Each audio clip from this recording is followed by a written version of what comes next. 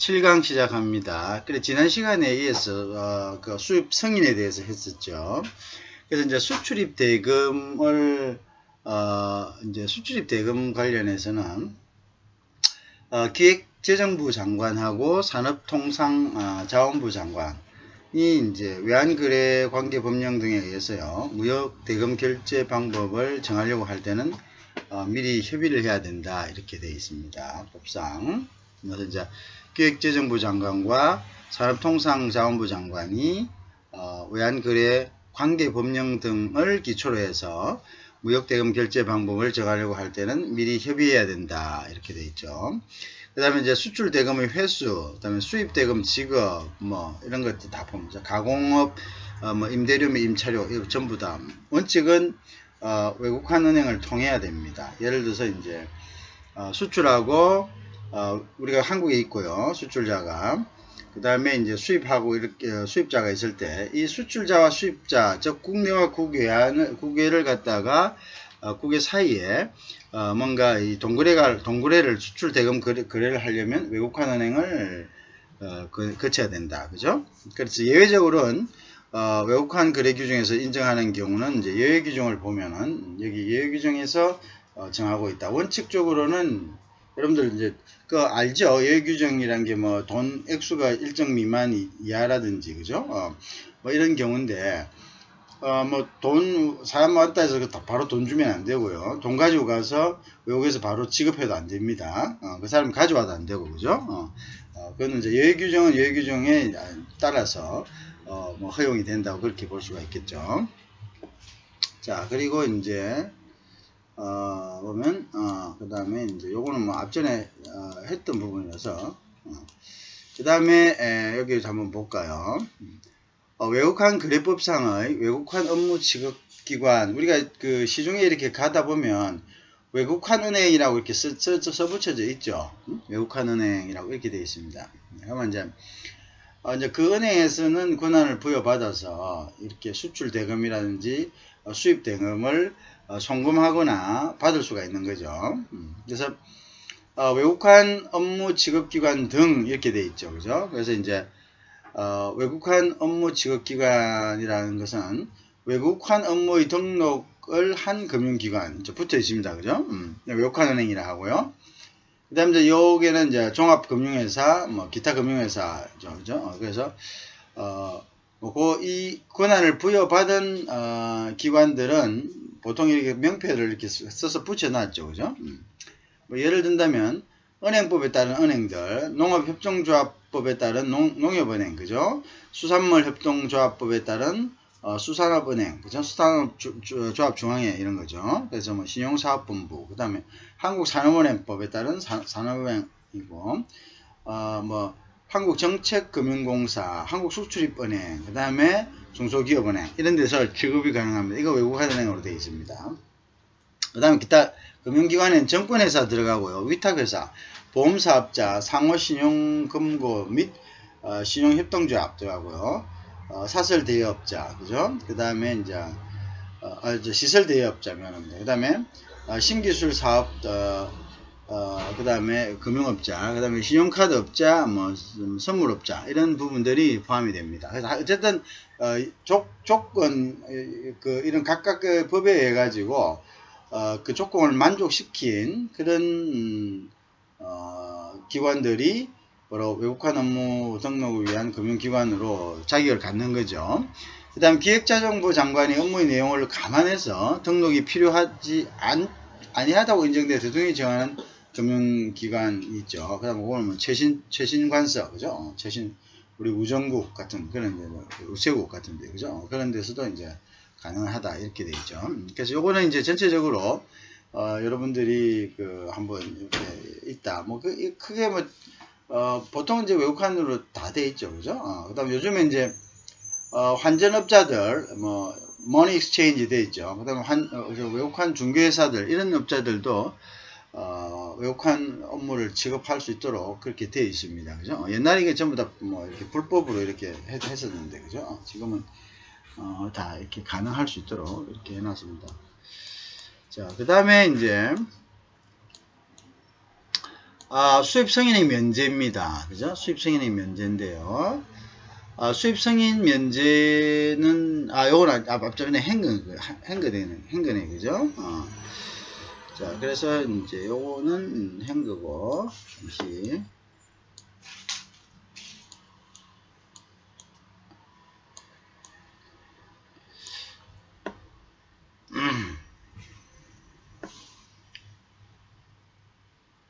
자.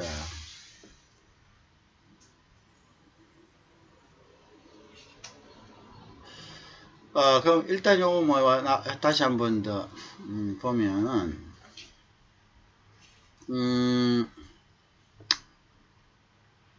요 부분 한 거 생각나시죠? 그죠? 요것도 생각나고, 그죠? 자, 그래서 우리가 이제 그 대무역부 부분에, 조금 이제, 요까지 한번 다시 리뷰를 하고, 이제 조문을 갖다가 한번 이렇게 살펴보는 방향으로 하겠습니다. 그죠? 대무역법, 우리가 수입승인까지 왔는데요. 요까지, 다시 한번 더 복습을 하고, 그 다음에 조문을 보면서 또 한 번 더 복습을 하는 것이 좋겠다 생각됩니다. 자, 그래서 이제 아까도 얘기했다시피요. 대무역법의 체계는 그죠? 대무역법을 국회에서 제정을 하고 대통령이 시행령을 만들고 그죠? 그래서 이제 산업통상자원부 장관이 고시로 대무역법 관리 규정을 만들고 그죠? 또한 이제 수출입 공고를 만듭니다. 그죠? 수출입 공고는 이제 수출입 제한 품목에 대해서 그죠? 수출입 공고라는 것은 수출 금지 품목, 제한 품목, 수입 제한 품목, 그러니까 뭔가를 규제하기 위한 부분을 이제 수출입 공고 부분에다가 두고 있다. 이렇게 보시면 되겠죠. 그죠? 그래서 이제 일반적인 이제 관리 규정이 있고, 그 다음에 이제 수출 공고라 해가지고, 이제 이걸 공고하는 이제 그 부분들, 공고 부분은 이제 규제, 제한과 금지를 이제 뜻하는 거죠. 이제 그 부분을, 두고 있다. 이런 전체적인, 어떤 아웃라인을 여러분들이 이해하시면 좋겠죠. 그러면 이제 나중에 이제 하나씩 들어가면은, 그래서 대무역법은 뭐 요렇게 형성되어 있다라고, 보면은 보다 이해가 쉽습니다. 그죠? 그래서 총칙이 있고요. 그 다음에 이제 보통 여기 이제 돼 있는 데가 그 구성이 총칙이 있고 통상진흥 파트가 있고요. 수출입 거래 파트가 있고요. 수출입 질서관리 이렇게 이제 나누어져 있습니다. 그죠? 그래서 특히 이제 뭐 진흥 이런 것들은 이제 총칙에 그냥 일반적인 것을 이야기해 놓고 수출입 거래 부분에서는 이제 다시 수출입 거래에 대한 총칙, 그죠? 그게 이제 우리가 지난 시간까지 한 수출입 승인 제도가 있죠. 수출입 승인 제도. 그 다음에 특정 거래 형태의 수출입, 그죠? 특정 거래 형태의 수출입 앞으로 배워야 되고요. 그 다음에 외획동력 원료 또 기자재에 대한 것, 그 다음에 전략물자의 수출에 대한 규정, 플랜트 수출, 그 다음에 정부 간 수출 계약, 그 다음에 원산지 표시, 요까지가 이제 우리가 수출입 거래에 관한 내용으로 구성되어 있습니다. 아시겠죠? 그 다음에 이제 다시 한번 더 총칙이 있고요. 총칙에서는 수출입 승인제도, 그 다음에 특정 거래 형태의 수출입, 외화 핵동력 원료와 기자재, 그 다음에 이제 전략물자의 수출입, 그 다음에 프렌트 수출입, 그 다음에 정부 간 수출 계약, 원산지 표시 등이 규정되어 있습니다. 다음은 이제 수출입 질서 유지 관리에 대한 챕터인데요. 여기서는 이제 수입 수량 제한 조치, 그죠? 그 다음에 수출입 질서 유지, 그 다음에 여기에 대한 이제 행정벌, 이렇게 이제 유지가 되어 있다고 보시면 됩니다. 자, 그 다음에 이제 넘어가서요. 요걸 잘 보셔야 됩니다. 요게 이제 중요하죠. 우리가 처음에 할 때 이 레이아웃이 굉장히 중요하다는 거 내가 말씀을 드렸어요. 레이아웃이 전체가 있어야지 우리가 어디에 하고 있다는 거, 이게 굉장히 중요합니다. 우리가 지금 어느 부분을 하고 있다는 거죠. 그래서 이제 여기까지 하고, 우리가 이제 수출입 거래 총칙에 있어서 수출입 승인제도, 여기까지 하고, 이제 앞으로 다시 한번 리뷰를 지금 하고 있는 겁니다. 그죠? 리뷰를 한번 하고. 물론 또 전체적으로 개념 설명을 하고, 그 다음에 또 다시 와서 리뷰를 하고, 이런 식으로 이제 나갑니다. 이게 법 과목이 돼서, 좀 단조롭고, 그죠?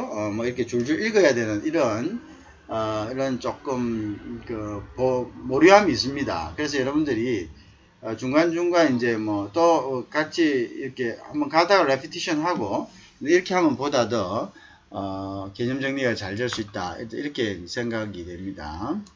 자, 그래서 이제 보면 이제 보통 우리가 수출입에 WTO라는 것 자체가 WTO는 이제 결국은 자유로운 그 수출을 이야기를 하는 거죠, 그죠? 자유로운 수출이다. 그래서 이제 우리가 이제 WTO에 이제 기본을 해서, 그죠? WTO에 기본을 해가지고 이거는 당연히 자유무역을 원칙으로 하는 것이 맞죠, 그죠? 자유무역을 원칙으로 한다, 그죠?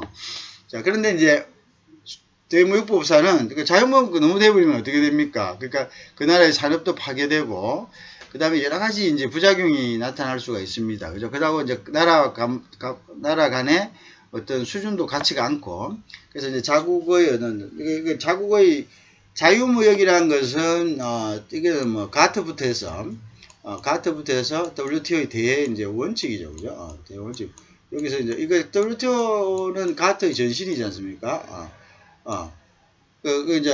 이게 이제 결국은, 가트는 WTO의 전신인데, 이 차이점은, 이제 이게 실행력과 뭐, 비실행력, 그 규제력, 그 다음에 이제 이게 서비스 무역으로 확대된 거, 그죠? 지적재산권 문제.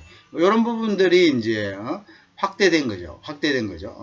그런데, 결국 여기에 그 가장 근본적인 것이 이제 뭐냐면, 여기 한 40년 동안, 그죠? 지속이 되었습니다. 그죠? 한 40년 동안. 이건 1995년에 된 거고, 이제 이건 1948년에, 이제 2차 세계대전이 일어난 이후에 이제 됐죠. 그죠?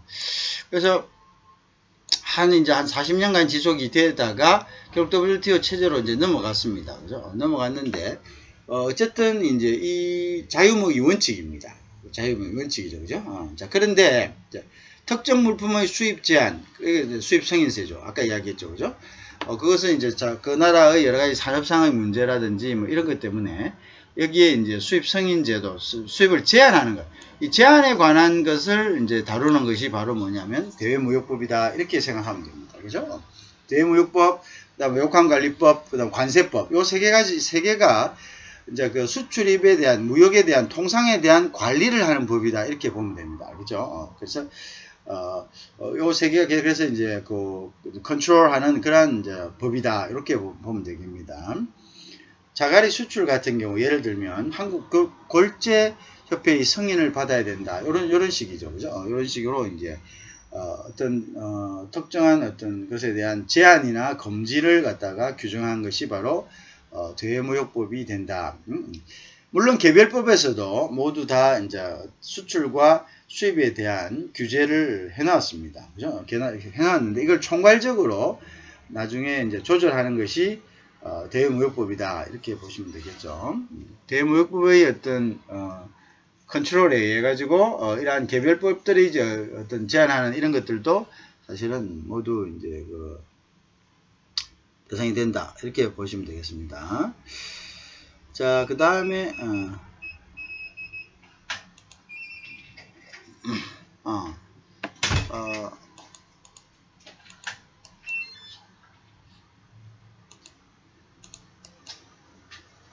자, 그렇고, 자, 다음은 이제 무역거래입니다.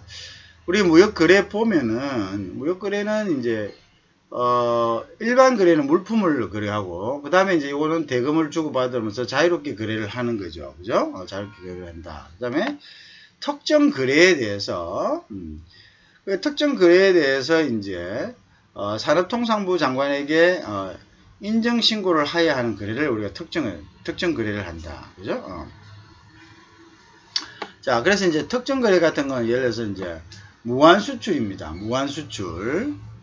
그러니까 이제 무한이라는 것은 돈을 받지 않고 수출하는 건데, 그죠? 이거는 왜 그러면 우리가 이건 신고를 해야 됩니까? 결국은 우리가 외화를 관리해야 되죠. 우리가 외화를 관리하지 않고 이 외화를 뭐 예를 들어서 부정한 방법으로 도피를 시킨다든가 이렇게 되면 이제 우리 국가가 가져야 될 그죠? 가져야 될 어떤 적정한 어떤 외환고를 확보하지 못하게 되죠. 그럼 결국이 무슨 말이냐면 벌어오는 돈을 집으로 가져오지 않고 바깥에 다 써버린다는 이야기죠. 그럼 그 써버리는 거는 그럼 결국은 뭡니까? 내가 돈을 벌었다, 나 일을 했다라고 신고를 해야 되죠. 신고를 했는데 왜? 그 돈을 신고 안 하고 다른 데 나오면 그거는 이제 빼돌리는 게 되니까, 그죠? 그래서 이제 신고를 해야 된다. 그럼 무한이란 것은 뭐냐? 무한이란 것은 돈을 받지 않고 수출을 하는 건데, 물건을 주는 건데, 이유가 있을 거 아닙니까? 그거는 내가 돈을 받지 않는다면 내가 돈 줄 게 있다는 거죠. 돈 줄 게 있다, 그쪽에, 그죠? 돈 줄 게 있다는 것이 이제 어떤 거냐면, 예를 들어서, 지난번에 거래를 했는데, 이 거래에서, 문제가 생긴 거죠. 자기가 물건을 갖다가, 좀 불량한 물건을 보냈거나, 그래서 크레임이 발생한 겁니다. 그죠? 그래서 크레임으로 인해가지고, 어떻게 된 거죠? 크레임으로, 결국은, 그걸 못한 거죠. 크레임으로 이제, 배상해줘야 될 돈이 생기겠죠. 그럼 그 배상해줘야 될 돈을 뭐로 갚는다고? 물건으로 갚는다. 물건으로 갚는다. 물건을 갚는다는 것이 예를 들어서 그런 것도 있죠. 어떤 물건을 갔는데 그 물건이 파손이 됐다. 그러면 그 파손된 만큼 물건을 다시 보내줘야 되겠죠. 그때 보낸 것을 우리나라 입장에서는 또 수출입니다. 그래서 그걸 다 무한 수출이다. 그래서 무한 수출이다. 돈을 받지 않고 수출한다. 그러면 이제 이 내용에 대해서 통상자원부 장관이 그죠? 그걸 알아야죠. 알아야지만 그거를 이제 인정해 줘야지만 돈이 안 들어와도 문제가 생기지 않는 거죠. 그죠? 그렇게 되는 거죠. 그래서 이런 것이다. 하여튼 이런 내용이라는 거죠. 이런 내용. 즉 뭔가를 제한하고 신고해야 되고 이런 것. 근데 원칙적으로는 뭐 그냥 세관에만 이렇게 하면 되는데 인정을 받아야 되는 거. 그죠? 인정을 받고 신고를 하고 인정을 받아야 되는 거. 그냥 신고만 해야 되는 거. 요거는 그죠? 그렇게 나누어지다. 그래서 일반적으로 자유롭게 거래하는 거는 그냥 신고만 하면 된다 이런 이야기죠. 그렇지만 이것은 신고하고 그 행위에 대해서 인정을 받아야 된다 이렇게 되겠죠. 그죠? 자, 그래서 우리가 보통 보면 그 다음에 이제 외화 핵동력 원료의 수입 및 국내 구매, 그죠? 자, 그래서 우리가 수출을 뭐라고 했습니까? 외국에서 가져오는 것도 수출이 되지만 국내에서 구매하는 것도 수입이 된다. 둘 다 수입이 된다. 왜? 우리가 이 기준은 뭡니까? 이 기준은 거주자나 비거주자를 따지는 거죠. 중요한 건 우리가 수입과 수출의 기준은 이게 거주자냐 비거주자냐. 거주자하고 거주자끼리 이게 서로 간에 이제 트레이딩을 하면 이거는 수입 수출이 아닙니다. 그죠? 거주자 이거 바깥에 있어도 그러니까 우리가 수입과 수출의 기준은 밖에서 들여오느냐 나가느냐 이게 아닙니다. 그죠? 결국은 뭐냐 거주자와 비거주자 간에 거래해야 된다. 그럼 거주자와 거주자 간의 거래라는 것은 또 법이 이제 이 거주자와 비거주자에 대해서 분류를 해놓고 있죠, 그죠? 그 여러분들 알고 있을 겁니다, 그죠? 거주자와 비거주자에 대해서 여러분들이 분류를 그래서 법이 분류하고 있다는 걸 알고 있습니다. 이것에 따라 가지고 국내에서 구입을 해도 거주자와 비거주자 간의 거래라면 그것은 수입이 된다 이렇게 되는 거죠. 자, 그래서 외화 핵동력 원료의 수입 같은 거죠. 그것도 이제 보죠. 외화 핵동력 원료의 수입 시 혜택을 또 제공하죠. 어떤 거 예외적으로 어떤 경우였죠? 그거는 이제 어차피 다시 나가는 거니까. 다시 나가는 거니까 신고하고 승인을 안 받아도 되죠. 그죠? 그래서 신고하고 그다음 어차피 이제 다시 나가는 거예요. 나중에 증명만 하면 되겠죠. 그죠? 증명만 다시 나갔다는 것만 증명하는데 증명이 안 되면 또 이제 그거는 그에 따른 이제 조치를 받아야 되겠죠. 그렇다 이거죠. 그렇게 해서 이제 된다. 자, 그래서 이제 우리가 이제 예외적인 규정은 이제 그렇게 이제 돼 있죠. 자, 그 다음에 이제 전략물자의 수출입 같은 경우입니다. 전략물자의 수출입 같은 거는 우리가 최근에 이제 전략물자로 분류돼 갖고 일본하고 뭔가 이게 이제 전략물자에서 꼭 뭡니까 어떤 적국이 우리를 해할 수 있는 이러한 이제 무기 재료 원료나 기술 이런데 소프트웨어 이런 기술이나 소프트웨어 이런 데만 가는 건 아니죠. 이거 일반적으로 뭐 소프트웨어에 좋은 의미 소프트웨어에도 사용될 수 있습니다. 그렇지만 또 동시에 무기 재료 제조의 원료로 사용될 수 있다면 이것은 전략 물자로 분류가 되는 거죠. 그래서 이제 보통 전략 물자를 분류할 때는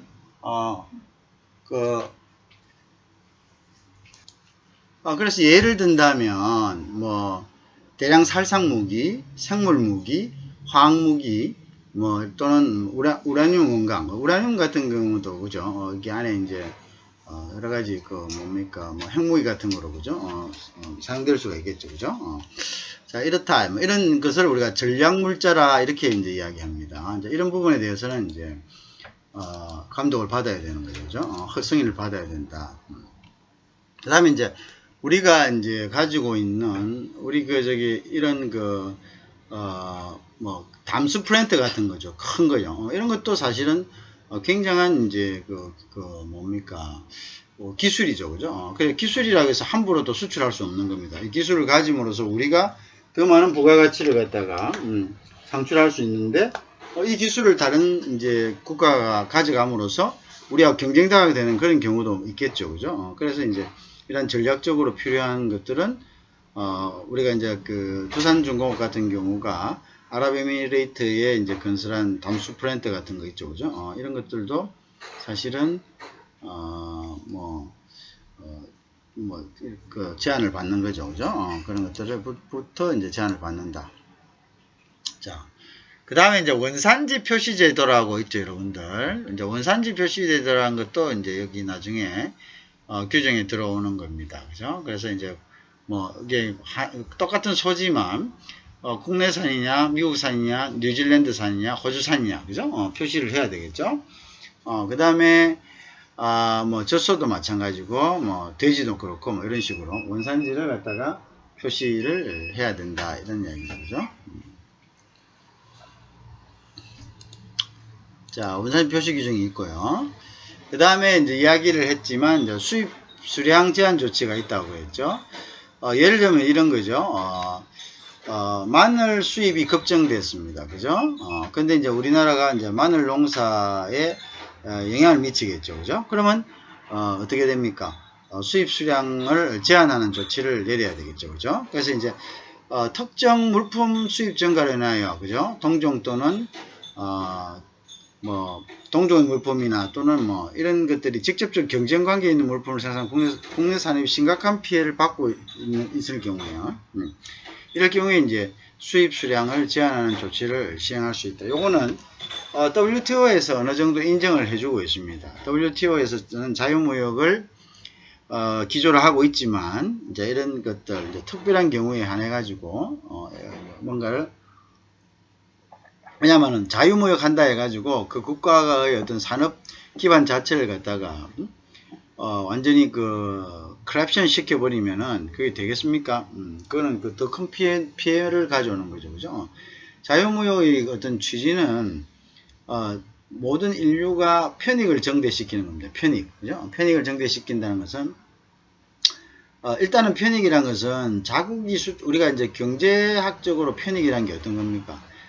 스스로가 만들어낸 가치 플러스 다른 사람이 만들어낸 가치를 더 플러스 그게 이제 수입으로 인한 편익이죠. 수익으로 인한 편익. 우리가 예를 든다면 이런 것이 있습니다.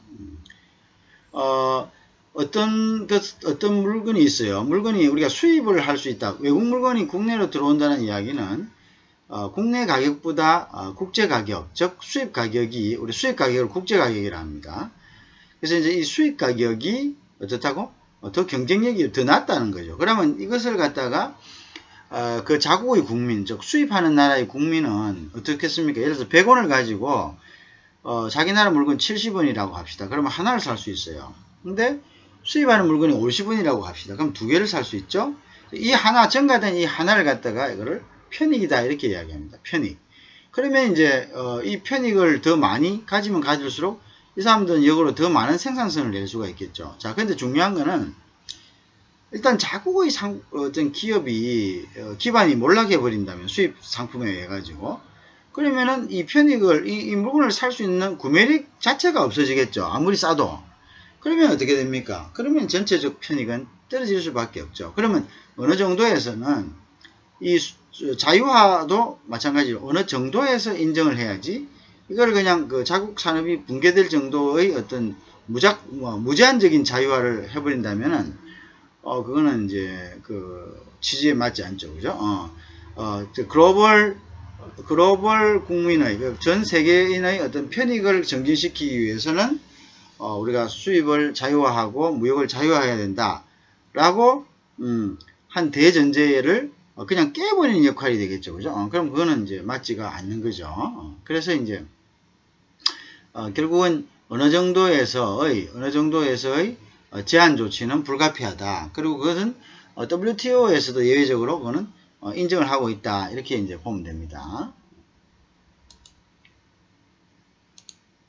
자, 그래서 이제 그렇죠. 그래서 이제 이런 문제가 발생되는 거죠. 자, 그 다음에 이제 수출입 질서 유지 그 부분 이제 이야기했죠. 이제 대외무역법이란 것은 제한과 규제를 하는 것이다.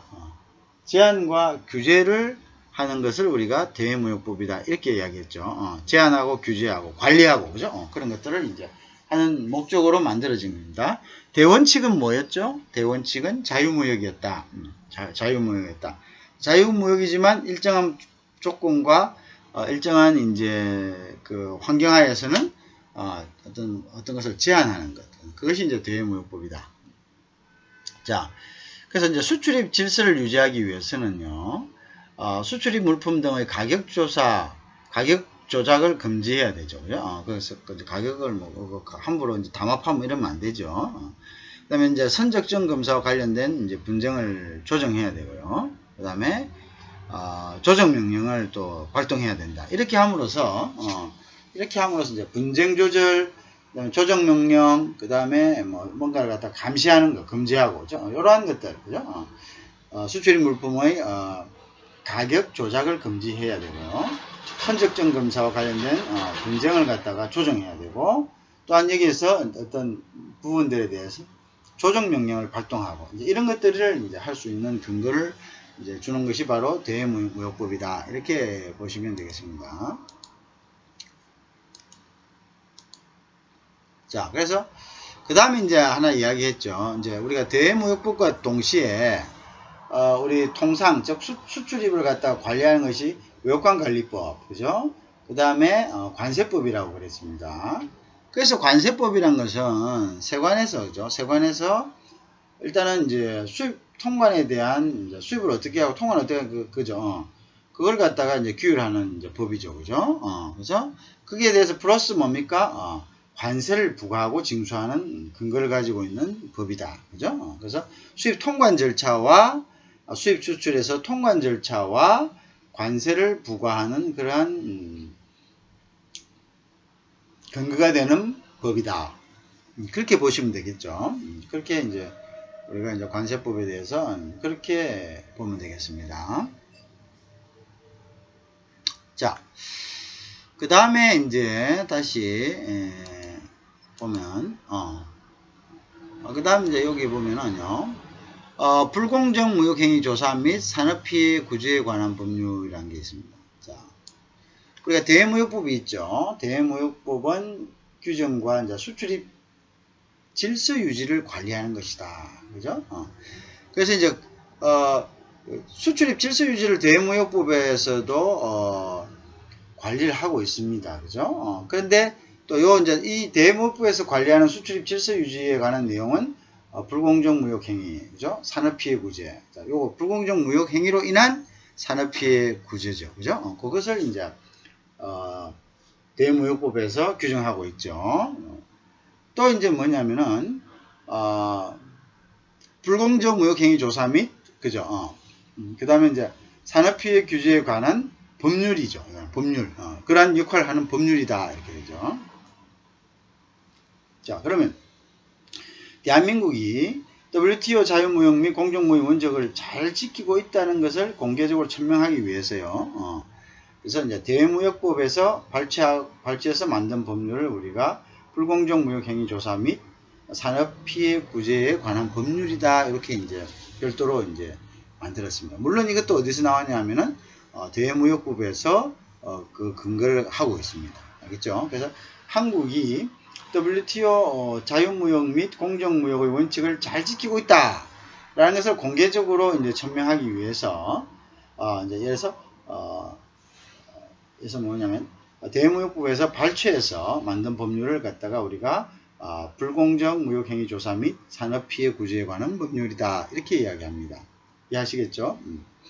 자, 그거 부분에 대해서는 조금 가서 그래서 이제 원래가 이제 대무역법에서 수입 질서 유지 관리에 관한 불공정 무역 행위하고 산업피해 구제라는 이 규정이 있었습니다. 이 규정을 요걸 싹 가져와 가지고 요걸 별도로 이제 다시 불공정 무역 행위 조사 및 산업피해 구제에 관한 법률로 별도로 하나 만든 겁니다. 알겠죠? 그 부분, 그 파트를 갖다가 이제 대무역법이 이제 기존의 규정이 있었고, 그죠? 기존의 규정은 이제 그대로 이제 우리가 기존의 규정을 이제 썼고, 그 다음에 이제 수출입 질서 유지에 관한 규정이 있었는데, 이 수출입 질서 유지에 관한 규정 중에 불공정 무역 행위하고 산업피해 규제에 관한 규정을 갖다가 가져와 가지고 이제 여기서 우리가 불공정 무역 행위 조사 및 산업피해 구제에 관한 법률로 별도로 만들었다. 그죠? 요걸 이제 우리가 알아야겠습니다. 그래서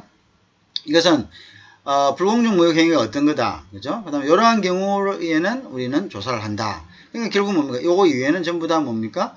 자유무역의 공정무역의 원칙을 지키고 있다라는 것이 이제 그러한 부분들을 뭐 합니까? 반증하는 거죠. 그죠? 그다음에 이제 산업피해 구제를 이렇게 하고 있다. 결국은 뭐 산업피해가 있을 경우에만 결국 어떤 것을 이렇게 제재를 한다. 이렇게 다 나머지는 다 자유무역이고 공정무역이다. 이거 이제 이런 것들을 반증하는 이제 그런 부분들이 될 수가 있겠죠. 자, 그렇다. 자, 그래서 우리가 크게 불공정 무역 행위 금지에 관한 이제 법률이 불공정 행위 무역 금지가 어떤 범주를 가지고 있는가를 한번 살펴봅니다. 그래서 불공정 무역 행위라는 것은 지적 재산권을 침해하는 것, 그 다음에 원산지 표시 의무를 위반하는 것, 그 다음에 수출입 질서를 저해하는 행위다. 이렇게 되죠. 수출입 질서를 그러면 이제 여기에서는 어떤 거냐? 원산지 허위 표시라든지 원산지 오인 표시, 허위 표시, 오인 표시. 예를 들어서 made in Italy. 한국에서 만드는데 made in Italy 하면 그 원산지 허위 표시죠. 그런데 이제 예를 들어서 또 이런 것도 있습니다. designed by Italy, 그다음 material by Italy. 이러시면 그러니까 보통 사람들은 이제 보통은 대부분 이제 원산지 허위 표시로서 국가를 표시해 놓는 거예요. 상품에 국가명이 있다는 것은 대부분 사람들이 이제 원산지 표시라고 이제 믿고 있잖아요. 왜? 그 원산지 표시가 아니면은 그것을 기재할 수 없게 해놨기 때문에. 자, 그런데 이제 보통 사람들이 또 영어를 많이 아는 사람도 있고, 또 영어를 모르는 사람도 있고, 또 영어를 안다 손더라도 designed하고 manufactured하고 material하고 이게 이태리에서 만들었다는 거야, 아니면 이태리 원료를 썼다는 거야. 이거를 명확하게 구분을 안 할 수도 있잖아요. 그죠? 이걸 같이 볼 수도 있어요. 이거 이태리에서 왔구나. 이렇게 단순하게 생각할 수가 있지 않습니까? 자, 그래서 이제 이런 것들은 오인시킬 수 있다. 그래서 이것을 원산지 오인 표시다. 이런 식으로 이제 우리가 분류를 합니다. 그 다음에 원산지 손상이라는 것은 원산지 부분을 이렇게 조금 희미하게 만들었다. 그죠? 그렇게죠. 또는 원산지를 표시하지 않거나, 그죠? 그 다음에 이제 변경하거나, 왔는데 여기서 이제 이런 부분들이죠. 이런 부분들을 이제 말하는 거죠. 그죠? 여기 와서 변경하는 거야. 원산지 허위 표시는 아예 이제 만들 때부터 이제 원산지를 아예 원산지가 아닌 걸 만들었거나, 그죠? 이제 그런 것들을 이제 이야기하는 거죠. 이런 것들에 대해서는 이제 결국은 불공정 무역 행위다. 불공정 무역 행위인데 지적재산권을 침해하거나 지적재산권 침해한 거죠. 자, 원산지 표시, 지적재산권 표기한 거는 남의 것을 자기 것으로 그냥 바꿔버리는 거고요. 그 원산지를 남의 건데 이거 우리가 만들었다는 거죠. 그러면 이렇게 잘 만드나 뭐 이런 식으로, 그죠? 오인시킬 수 있잖아요, 그죠? 그리고 그다음에 수출입 질서를 제외하는 거죠. 그거는 그것도 아닌데 결국은 이런 이제 짝퉁들, 이미테이션들을 이제 그 모조품들이 이제 들어옴으로써 그 실제 제조회사가 큰 타격을 받게 되는 거죠, 그죠? 그러면 이제 수입 질서를 갖다가 제외한 거, 이제 그러면 그 사람들이 결국 어떻게 됩니까? 수출 안 하겠죠. 그래서 수출하려고 해도 이미 뭐 짝퉁을 다 들고 사고 수출해봐야 원제품은 비싸니까 안 산다는 거죠, 그죠? 그러면 이제 문제가 되는 거죠. 그래서 이제 이런 것들은 이제 수출입 질서를 갖다가 저해하는 행위다, 그죠? 자, 그 다음에 이제 불공정 무역 행위로 유연한 또 이제 산업구제 제도가 있습니다, 그죠? 불공정 무역 행위와 산업구제 제도. 자, 산업구제란 것은 이제 두 가지가 있습니다. 불공정으로 해서 산업구조가 산업피해가 이루어진 경우가 있고요. 그 다음에 이제 공정하지만 산업피해가 발생한 경우가 있고, 이제 그렇게 되겠죠. 자, 예를 들어서 이제 덤핑 방지 관세가 있고 상계 관세. 요거는 불공정한 무역 행위에 대해서 부과하는 그러한 산업 피해를 구제하는 제도입니다. 자, 왜 불공정하느냐? 덤핑이란 것은 이런 거죠. 자, 옛날에 이제 우리나라 같은 경우에 세탁기 같은 거 미국으로 이제 세탁기를 수출을 많이 했어요. 삼성도 그렇고 뭐 LG도 그렇고 수출을 많이 했습니다. 그런데 이제 미국에 이제 월풀이라는 이런 상표들이 있습니다. 월풀이라는 상품들이 있는데 아주 세계적인 상품이죠. 그런데 아무리 상품이 좋아도 조금 이제 질이 좋고 저가의 품목에는 사실은 견디기가 힘들어요, 그죠? 물론 이제 뭐 애국심이나 뭐 여러 가지 이런 충성심 뭐 이런 거로 해가지고 그 상품을 계속 쓰거나 아니면 자국의 상품을 써야 된다는 이런 이제 애국심이 있는 경우는 조금 이제 틀릴 수는 있지만, 이제 그것도 이제 시간이 지나고 나면 이제 인간들은 원래 이제 경제학에서 보면은 인간은 이성적인 선택을 한 존재거든요. 그래서 뭔가 자기에게 이득이 되는 선택을 하는 사람이 인간입니다. 그 존재가 인간입니다. 그래서 이제 보통 이런 경우는 어떤 식으로 하냐 하면 이거 보니까 이제 그 미국에서 입장에 봐서 이제 월풀이 이제 그 냉장고가 한 300만 원 한다 합시다. 근데 한국에서 온 그가 한 150만 원을 해요. 예를 들어서 거의 비슷한 성능이고. 그래서 이제 월풀이 시장을 잠식당하죠. 그래서 잘 안 팔리고. 그래서 이 미국에서 이제 조사를 해봅니다. 한국에 가서 똑같은 걸 보니까 한국에서 이걸 200만 원에 판다 이거죠. 근데 자기 나라에 와서는 이것이 150만 원에 팔린다 이거죠. 자, 그러면 이제 어떻게 합니까? 그러면 이제 여기에 대해서 반덤핑 판정을 내릴 수 있어요. 자, 자국보다 더 싸게 판다 이거예요. 여기 와서 자국보다 더 싸게 판다. 자국보다 더 싸게 파기 때문에 너희들은 이거를 시장을 넓히기 위해서 일부러 출혈 가격으로 블러딩 프라이스라 하죠. 블러딩 프라이스. 말 그대로 피가 흐르는 가격.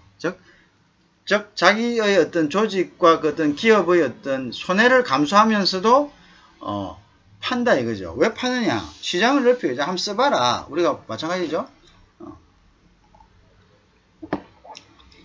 맥도날드 옛날에 우리나라에 들어와가지고 프로모션이라고 그러죠. 한다고 가격을 확 낮췄어요. 그때는 우리나라에 상대 어떤 그런 뭐 비슷한 경쟁 그런 프랜차이즈가 없었기 때문에 뭐 가능했겠죠. 뭐 여러분들 그렇잖아요. 이제 그랬는데 나중에 가면 이제 가격을 이제 맛을 보고 그러니까 막 점심 때 되면 먹고 싶죠. 맥도날드 생각이 머리에서 뱅뱅뱅 돌고. 그러면 이제 가서 이제 하나 막 햄버거에다가 막 콜라 한 잔 쫙 마시면 또 체중이 싹 내려가면서 뇌가 해피하고, 그죠? 근데 완전히 이제 그게 이제 우리가 이제 노예가 돼가지고, 그 이제 맛에 길들여지고 이러면 뭐 맥도날드 주기적으로 먹어요. 못해도 일주일에 한 2번은 먹어야지, 뭐 사는 것 같고, 뭐 이런 이제, 느낌이 들 때가 있지 않습니까? 마찬가지죠. 자, 이렇게 시장을 넓혀가는 거죠. 그죠? 그러면 나중에 이제 물건값을 서서히 올리고, 또 신상품이 출시되면 또 그렇게 하고, 그렇게 하잖아요. 그죠? 자, 마찬가지입니다. 이렇게 했을 때는 자국의 물품이, 문제가 되죠. 자, 이럴 때는 이제, 덤핑된 만큼의 관세를 부과합니다. 그러니까 이제 50만원이 줄였다. 그럼 50만원만큼, 관세를, 부과하는 것이 이게 반덤핑 방지 관세가 되겠습니다. 그죠? 자, 그게 이제 페널티도 이제 부과할 수가 있어요. 근데 이제 그것도 WTO에서는 엄격하게 제한하고 있습니다. 이런 불공정 무역을 이유로 해가지고 반덤핑 관세나 상계 관세나 이런 걸 갖다 부과할 때는 여러분들 이 근거 없이 그냥 이걸 갖다 보호무역 어떤 방법으로서 자국의 상품을 보호하기 위해서 해버린다면 모든 나라 다 이러면 무역이 됩니까? 안 됩니까? 무역이 전혀 안 되죠. 무역이 전혀 안 되니까 결국은 어떻게 한다고요? 이걸 갖다가 굉장히 제한적인 그러한 이제 경우에 한해서 이거를 이제 그걸 하겠죠. 제한적인 경우에 한해서 방지를 하는 거죠. 그 다음에 보면 상계관세가 있습니다. 상계관세. 상계관세는 어떤 경우냐면은 이 상품이 예를 들어서 이제 아까 세탁기라고 합시다. 이 세탁기가 좋아, 미국에서는 월프라고 가격은 똑같아. 가격은 똑같는데 나중에 보니까 한국 정부에서 LG나 삼성에 보조금을 한 50만원씩 주고 있다 이거죠. 보조금 50만원씩 주고 있다. 그래, 보조금. 그러니까 이제 이 사람이 생각하기에는, 이 보니까, 보조금을 주니까, 여러 가지 경비를 치면은, 우리나라에서 300만원보다 더, 물건값은 비슷하긴 하지만, 이게 사실은 보조금 없이 들어오면은, 이 사람들이 타살이 안 맞아서 우리나라에 들어올 수가 없는데, 이 우리나라에 들어오는데 필요한, 이제 그 경비들이 있죠. 어떤 경비면, 이제, 운송이라든지, 중간에서 이제 벌어지는 이러한 코스트들에 대해서 국가에서, 한국 정부에서, 야, 수출 좀 해, 시장 좀 넓혀, 격려해 줄게. 이런 차원에서 그런 경비들을 다 대준다 이거죠. 그럼 이것은 뭐냐면, 불공정 무역이 됩니다. 이건 프리 트레이딩이 아니다 이거죠. 이건 공정한 무역이 아니다. 자유무역이 아니다 이거죠. 그러면 이제 이것은 상계 관세 받은 부분에 대해서 그만큼 뭐냐면, 보복 관세를 부과한다. 이런 이야기죠. 그렇게 이야기하죠. 그러면 이제 경쟁력이 없어지니까, 또 이제 국내에 들어오는 이제 그런 양들이 또 줄어들거나 아니면은, 아예 이제, 오지 않을 경우, 가깝게 될 수가 있겠죠. 이런 식으로 이제, 통제를 한다는 거죠. 자, 그 다음에 이제 세이프가드 경우는 이거는 불공정 무역은 아닙니다. 세이프가드는 반덤핑이나 상계관세처럼 어떤 WTO에 위배되는 이제 이러한 그 자유무역을 위배하는 것은 아닙니다. 세이프가드는 말 그대로 그냥 정상적으로 수입이 된 겁니다. 또 수출이 되었고요. 근데 문제는 뭐냐면 이게 너무 급속하게 자국의 시장을 갖다가 점유하는 거죠. 빠른 속도로 자국의 시장을 갖다가 점유합니다. 자, 이럴 때는 일정한 기간에 한해서 이것을 방지할 수가 있습니다. 일정한 기간에 한해서. 그것은 정해져 있습니다. 그래서 그거를 넘어서서는 안 되는 거죠. 그죠? 그래서 이제 일정한 기간에 한해서 이러한 이제 수입을 제한하거나 아니면 수입량을 제한할 수가 있습니다. 수입을 제한하거나 수입량을 제한하는 거. 이걸 갖다가 이제 세이프가드, 말 그대로 이제 안전장치다, 이렇게 됩니다. 세이프가드는. 그래서 자국의 어떤 산업이 급속하게 붕괴되는 것을 방지하기 위해서 내리는 이러한 이제 산업 피해 구제 제도가 이렇게 되어 있습니다. 이해하시겠죠? 자, 그래서 이제 이런 것들을 갖다가 발동할 수 있는 근거가 뭐다? 근거가 뭐다? 이런 불공정 행위, 무역 행위에 대해서 방지하고 또한 이러한 불공정 행위에 대한 산업 피해를 구제할 수 있는 제도를 명시해 놓은 것이 바로 대외무역법이다. 이렇게 이제 여러분들이 이해를 하시면 되겠습니다. 아시겠죠? 자, 그 다음에 이제 보면 요거는 이제 뭐 수출 자유지역 같은 경우 옛날에 이제 마산에 수출 자유 한때 일본하고 이제 경쟁했었죠, 그죠? 일본에 이제 자, 요거는 이제 조금 이렇게 이제 옛날 수출 자유지역이 있었고요. 여기에는 이제 외국인 투자를 유치했습니다, 그죠? 수출 자유지역에서 물론 이제 수입 수출의 뭐가 예외적인 상황이죠. 어떤 신고나 이런 것들이 뭡니까? 그거는 이제 해외로 본다는 거죠. 해외로 보니까 여기서는 자유롭게 해라. 대신에 여기는 자유롭게 함으로써 뭐가 될 수 있습니까?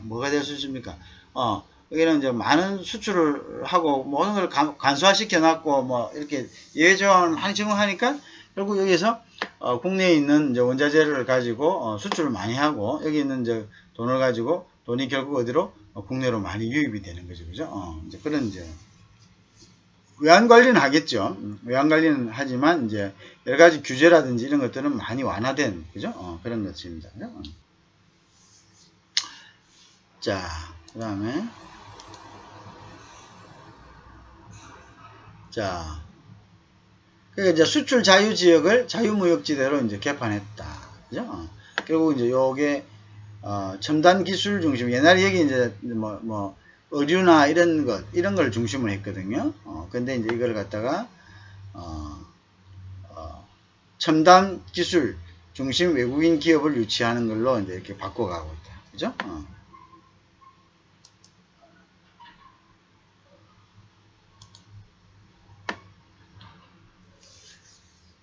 자, 그래서 이제 자유무역지대도, 뭐, 마산도 있고, 부산, 경남, 진해, 부산, 경남, 진해, 이제, 그게, 자유무역지대도 이제 또 있죠. 그래서 이제, 근데 이제 이게 문제가 이제 우리가 이게 이제 거기는 이제 관리가 국토부 장관, 산업통상자원부 장관 등등이 이제 그 관리를 하고 있습니다. 뭐 공항이나 항만은 국토교통부에서 관할을 하는 거니까요, 그죠? 그렇게 이제 하고 있죠. 근데 이런 지역들이 지금 사실은 활성화가 많이 돼야 되는데 그 활성화가 생각만큼 그렇게 되지 않고 있다는 게 현실입니다, 그죠? 그래서 활성화가 굉장히 절실하다, 그죠? 그래서 외국인 투자 기업들의 이제 공장이나 임대료를 감면해주고, 그 다음에 첨단 기술 산업을 유지하고, 그 다음에 수출 중심의 국내 제조업 및 물류업을 이제 유치하는 것들을 이제 하고 있는데, 부산, 경남, 이 지역도 여러분들 잘 아시다시피, 분양이 잘 안 되고 있어요. 그래가지고 그걸 뭐 주거지로 전환을 하고, 또 개발업자들은 그것에 대한 이제 원가를 어느 정도 보존을 받아야 되니까, 이제 국가에서 이걸 용도 변경해갖고 주거지로, 그러니까 이게 죽도밥도 안 되는 거죠, 그죠? 죽도밥도 안 되는 상황으로 이제 되는 그런 경우가 많은데, 근데 중요한 거는 이제 이거를 적극 유치할 수 있는 이런 전문적인 역량이 필요합니다. 근데 우리나라는 OECD 국가 중에 기업 투자 유치 비율이 제일 낮습니다. 제일 낮습니다. 그래서 이제 이런 부분들이 앞으로 많이 개선돼야 되고, 기업 투자 유치가 왜 중요하냐면 이거는 일단 외국 사람들의 자본으로 우리 산업을 부흥시킬 수 있다는 장점이 있습니다. 그러니까 이제 외국 사람들이 자기 자본을 갖고 들어오는 거죠. 그죠? 그러니까 국가에서 이 어떤 산업을 부스팅 시키기 위한 어떤 재정적인 소모가 덜한 겁니다. 물론 이제 기간 산업을 형성하기 위해서 클러스터 형성을 위해서 돈이 투자되는 거는 맞습니다만은, 그러나 그 투자한 이후에도 사실은 이제 국내에서 뭔가를 일으키려면 더 많은 자본이 필요하죠. 예를 들어서 이런 거죠. 내가 건물을 하나 지었는 거 하고 또 그 건물에 임대할 사람들을 들여가지고 장사를 하는 거. 내가 건물을 짓고 장사까지 한다면 그 돈은 엄청나게 들어가겠죠. 왜냐하면 건물 짓는데 돈 들어가고 또 회사를 하는데 또 투자금이 들어가겠죠. 근데 내가 건물만 지어준다 이겁니다. 그리고 뭡니까? 거기에다가 영업을 할 사람들은 임대를 다시 놓는. 그 임대해서 들어오는 사람들이 외국인들이고 그 사람들은 뭡니까? 또 우리 동네에 있는 사람들을 고용을 하죠. 그 다음에 우리한테 뭘 냅니까? 임대료를 내잖아요. 그죠? 그런 것도 임대료는 이제 지방세라든지 이런 것들을 이제 지불하는 거죠. 재산세. 그런 것들을 지불하고, 그죠? 그 다음에 고용, 무엇보다 고용을 창출하죠. 그죠? 그 다음에 이제 또 어떤 효과가 있죠? 어쨌든 외국인이지만, 국내에서 수출하니까 우리한테 외화를 벌어들여야죠. 들어온 돈은 또 우리 국내로 송금이 돼야 되잖아요. 국내에 어떤 은행으로 들어올 겁니다. 그죠? 그러면 이제 국가는 그게, 물론 또 자국으로 또 돈이 나갈 수도 있지만, 일단은 더 한국에서 더 투자할 수 있도록 우리가 다시 유인을 해야 되고, 또 뭐 얼마간을 머물지는 몰라도 일단 은행에 들어온 그 돈으로 우리가 재정을 확보할 수 있는 거고, 그죠? 또 balance of payment를 갖다가 수지를 갖다가 해서 우리가 달러를 보유함으로써 좀 더 안정적인 국정을 운영할 수 있는 거고, 뭐 여러 가지 장점이 있죠, 그죠? 그런데 이제 이런 부분들에 대해서 아직 우리가 조금 그렇게 액티브하지 못한 그런 점들이 있습니다. 그래서 여러분들도 향후에 이러한 이제 국가의 이제 외국인 투자를 유치할 수 있는 그러한 역량을 가진 전문 인력으로 좀 이렇게 성장할 수 있기를 기대합니다. 그 다음에 이제 관세 환급 특례법이라는 게 있습니다. 그죠? 그건 뭡니까? 관세는 소비세의 성격을 갖죠. 그죠? 그러면 결국 뭡니까? 국내에서 소비하지 않으면 관세를 내줘야 되죠. 뭐 수입용 원재료를 갖다가 수입하죠. 수출용 원재료를 수입한다. 그럼 들어올 때는 이게 어떻게 쓸지 모르니까 일단 어떻습니까? 관세 부과합니다. 그 다음에 나갈 때, 요거 왔던 거 그대로 나갑니다 하면 그대로 받은 그대로 되돌려줍니다. 왜? 관세는 소비세입니다. 자, 외국에서 사온 것을 국내에서 소비했기 때문에, 주는 거니까, 그죠? 그래서 당연히 돈을 내줘야죠. 받은 것을, 그죠? 그래서 이제 완제품을 수출할 때는 관세를 갖다가 환급한다. 그래서 이제 우리가 이제 수입 신고서와 수출 신고서가 그래서 필요한 겁니다. 그래서 수입 신고서 할 때 이제 수입 신고 내역이 있습니다. 수입 신고하면 다시 어떤 것을 신고했다 하는 것을 디테일하게 쫙 적습니다. 그리고 나중에 이제 수출할 때 수출하는 품목에 대해서 그 수출 품목의 이제 그 안에 있는 내용 품목을 쫙 적으면 거기에서 매칭되는 부분이 있죠. 그 부분은 결국은 여기서 수입해온 거 요거구나. 왜냐면 이제 뭐 원산지 표시 그대로 하잖아요, 그죠? 그렇게 하니까 이제 중국에서 들어온 거는 나갈 때도 중국으로 표시해야 되죠. 물론 이제 그건 또 나중에 원산지 표시 방법을 배울 때 틀립니다만은 원료의 몇 퍼센트를 썼느냐. 원료에서 조금 부분을 갖다가 했으면 전체적으로 해가지고 그건 이제 원산지를 한국으로 합니다. 그거는 뭐 해서 중국에서 중국으로 안 하고요. 그 다음에 이게 주요 부품이냐, 주요 부품이 아니냐. 뭐 이런 거에 따라서 원산지 표시 어떤 규정이 또 있습니다. 그건 나중에 배우기로 하고요. 자, 어쨌든 이제 하지만 수출할 때 예를 들어서 어떤 것이 들어갔다는 걸 증명하면은 세관에 그러면 이제 들어온 것이 나간 것으로 증명만 되면은 거기에 대해서는 관세를 환급받을 수가 있는 거죠. 왜냐면 이때는 이제 이건 쓰려고 들어온 게 아니기 때문에 소비하려고 들어온 게 아니죠. 그러니까 당연히 그런 부분에 대해서는 환급하는 게 맞다 이렇게 보는 거죠. 자, 그 다음에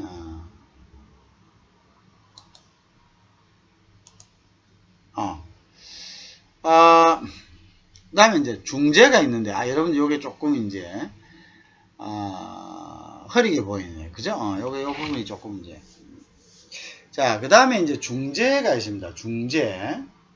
우리가 영어로는 arbitration이라고 합니다. 여기까지 하고 이제 다음 시간에 다시 이어서 하겠습니다. 이 중재라는 것은 뭐냐면요.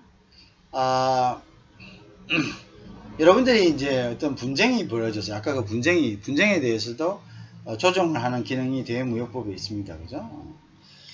분쟁이 벌어지면 법원으로 갑니다. 그죠? 근데 이제 국내의 어떤 분쟁하고 틀리게 국제 분쟁에서는 굉장히 복잡합니다. 뭐냐면 일단 관할지라든지 그 다음에 적용하는 법의 근거, 법원이랍니다. 법원, 그죠? 법원.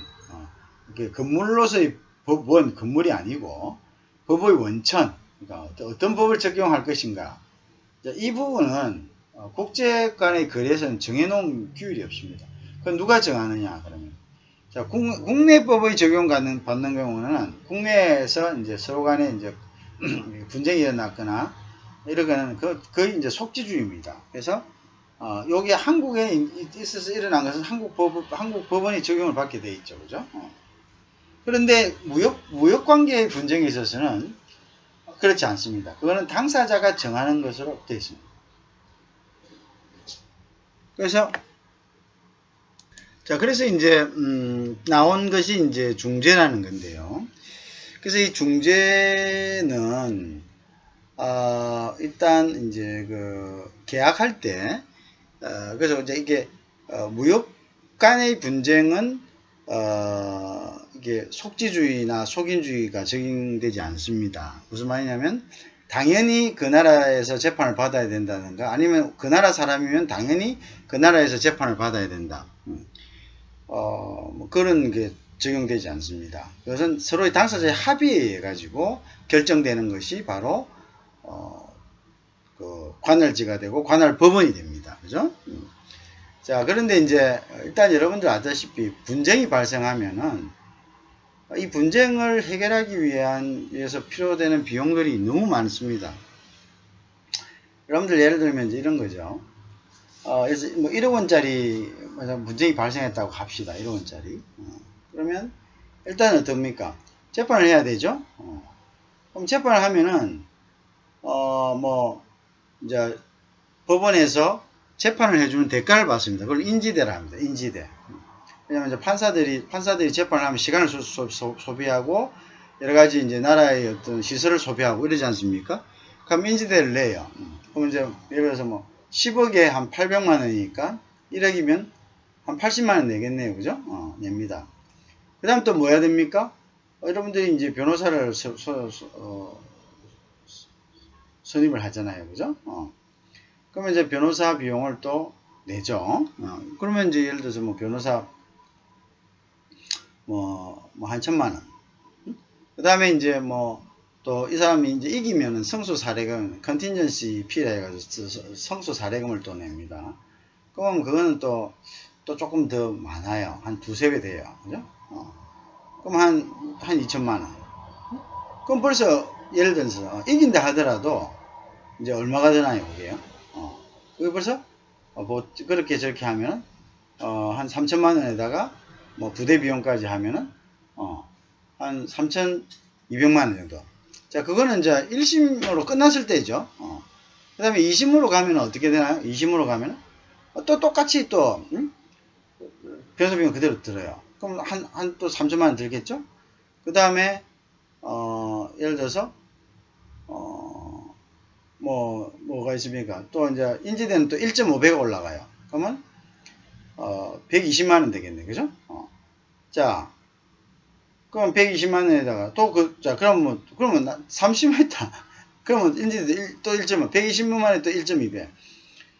그럼 600만 원이 60만 원 더 추가되네요. 그러면 180만 원에다가. 자, 그럼 또 변호사비 또, 그러면 나중에 남는 게 있습니까? 없어요. 응? 원래 그런 거예요. 그렇다면, 그러면 이제 소송을 이렇게 했는데, 뭐, 변호사 비용이 그리 많이 듭니까?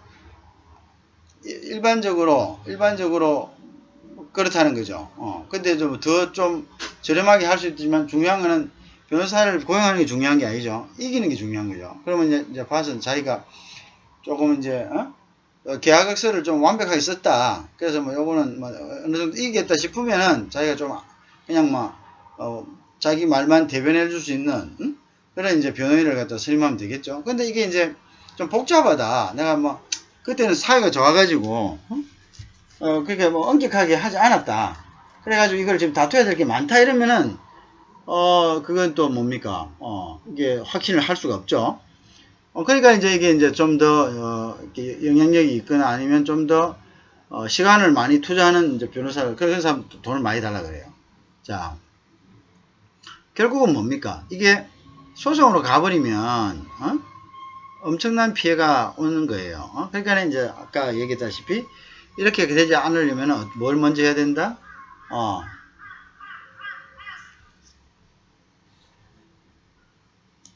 그러면 이제 우리가 계약서를 확실하게 먼저 잘 작성을 해야 되겠죠. 그죠? 자, 근데 중재라는 제도가 있다. 중재. 그러면 당사자의 합의에 의한 겁니다. 그래서 이제 중재원에서 중재를 하는데 아주 비용이 아주 저렴하죠. 그에 비하면. 자, 근데 이제 한 가지 이제 우리가 알아야 될 것이 있습니다. 중재는 합의가 되면은 소송으로 갈 수가 없습니다. 그러니까 대신에 이제 중재는 빨리 끝나는 거죠. 빨리 끝나고 비용이 적게 든다. 근데 또 이제 중재가 좋은 점은 뭐냐면 소송 가버리면은 고객과의 어떤 이제 거의 거리가 단절된다고 봐야 됩니다. 거의 다음에 이제 추가적으로 왜냐면 소송은 증명을 해야 되는 거기 때문에 온갖 이제 기업의 비밀이나 이런 것들이 다 나옵니다. 그리고 또 서로가 다투는 거기 때문에 이제 중재는 조정의 어떤 그런 역할을 가지고 있거든요. 다투는 거기 때문에 이게 이제 뭐냐면 감정 대립이 심합니다. 그래서 나중에 보통 이제 소송이 끝나고 나면 이제 거의 이제 뭐 원수지간이 돼서 거래가 단절돼 버리죠. 근데 중재는 이제 그거 하지 못하고 어느 정도에서 절충을 하는 그런 이제 경우가 있는 거죠. 그렇기 때문에 이제 그 어떤 재판의 형식도 아니고요. 그래서 중재를 갖다가 이제 하게 되는데요. 근데 이제 문제는 뭐냐면 중재에서 우리가 서로 합의를 해버리면 재판으로 갈 수 없다는 겁니다. 이제 그 부분을 우리가 명심을 해야 됩니다. 알겠죠? 그래서 보통 보면 중재하다가 본인이 좀 불리하겠다 싶으면 이제 중재를 깨버리는 경우도 있습니다. 중재 싫습니다. 중재 안 받아들입니다. 이러고 그러면 이제 우리가 그 중재는 효력을 잃게 됩니다. 그죠? 그래서 이제 그런 부분들이 있다는 것을 알아두시기 바랍니다. 자.